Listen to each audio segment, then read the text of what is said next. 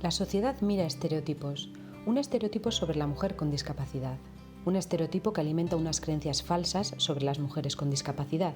La sociedad piensa que las mujeres con discapacidad no saben querer, o no saben cómo tener una relación, o que no tienen apetito sexual. Pero la realidad es que las mujeres con discapacidad pueden querer, pueden tener una relación, pueden follar, pueden crear una familia, pueden ligar, decirle a alguien que no pueden. Pueden hacer multitud de cosas. La sociedad mira a las mujeres con discapacidad como si tuvieran menos valor y capacidad. Pues la sociedad está equivocada. Piensa que estas mujeres no tienen capacidad. Pero la realidad es que tienen y mucha.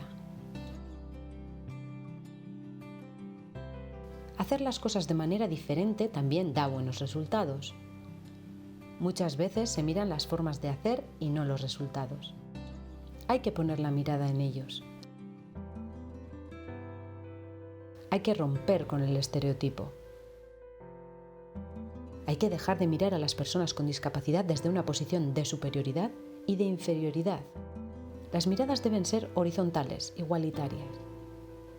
Existen personas y mundos diferentes. Nosotras, las mujeres con discapacidad, conocemos tu mundo. ¿Y tú? ¿Conoces mi mundo?